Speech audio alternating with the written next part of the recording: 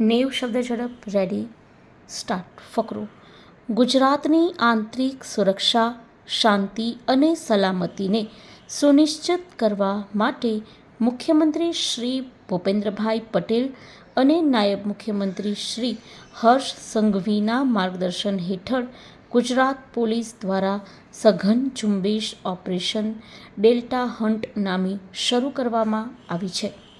Operation delta hunt અંતર્ગત 362 ગેરકાયદેસર બાંગ્લાદેશી લોકોની ધરપકડ તથા 782થી વધુ શંકાસ્પદોની સઘન પૂછપરછ કરવામાં આવી.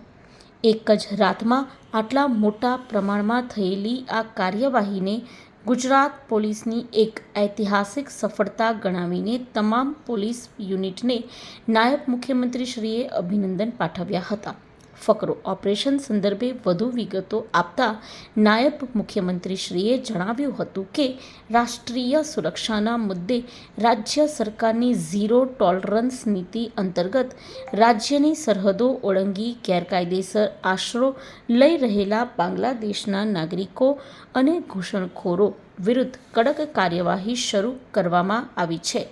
રાજ્યની સુરક્ષા સાથે ચેડા કરનારા દરેક ઘૂસણખોરને ગુજરાતના ખૂણે ખૂણેથી શોધી કાઢી તેમના પર કાયદાનો સકંજો કસી તેમને વતન પરત મોકલવાની કાર્યવાહી કરવામાં આવી રહી છે. આ ઓપરેશન હેઠળ અત્યાર સુધીમાં રાજ્યભરમાંથી કુલ 362 ગેરકાયદેસર બાંગ્લાદેશી નાગરિકોને ધરપકડ કરવામાં આવી છે. રાજ્યમાં સૌથી વધુ 155 બાંગ્લાદેશી નાગરિકો અમદાવાદમાંથી પકડાયા છે. ટેકનોલોજી અને હ્યુમન ઇન્ટેલિજન્સની મદદથી ગુજરાત પોલીસના ફિલ્ડ યુનિટો શંકાસ્પદ વ્યક્તિઓ, ખોટા દસ્તાવેજો અને ફેસિલિટેટર્સને ઓળખ કરી રહ્યા છે. ફકરો. લોકશાહીના 4 સ્તંભમાં સનદી અધિકારીઓનું વિશેષ મહત્વ છે.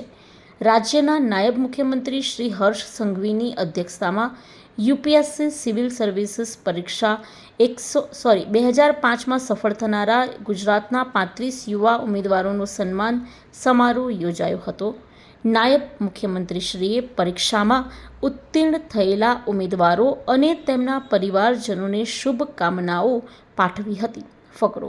નાયબ મુખ્યમંત્રીશ્રીએ જણાવ્યું હતું કે એક સમય એવો હતો જ્યારે યુપીએસસીની આખી યાદીમાં એકાદ ગુજરાતીનું નામ ભાગ્યે જ જોવા મળતું, પરંતુ ગુજરાતના તત્કાલીન મુખ્યમંત્રી અને દેશના વડાપ્રધાન શ્રી નરેન્દ્રભાઈ મોદીની દૂરંદેશી ભર્યા નેતૃત્વના પરિણામે આજે 35 ઉમેદવારોને આ પરીક્ષા પાસ કરી છે.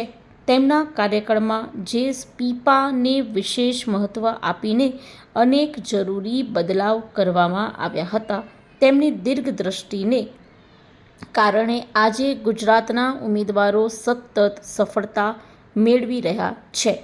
ઉમેદવારોની સઘન તાલીમ અને 1 વર્ષના સમયગાળાને જીવનના સૌથી મહત્ત્વના દિવસો ગણાવતા તેમણે કહ્યું હતું કે અભ્યાસક્રમ પૂરો થાય પછી જ સાચી સામાજિક સમસ્યાઓ શરૂ થાય છે. આ દિવસોમાં નાગરિકની સમસ્યા સુધી પહોંચીને તેની પરિસ્થિતિ સમજીને તેનો સાચો ઉકેલ લાવવાની દિશામાં કામગીરી કરવા તેમણે જણાવ્યું હતું. તેમણે સ્પીપા ટીમના પ્રત્યેક સભ્યનો આભાર માન્યો હતો. સ્ટોપ.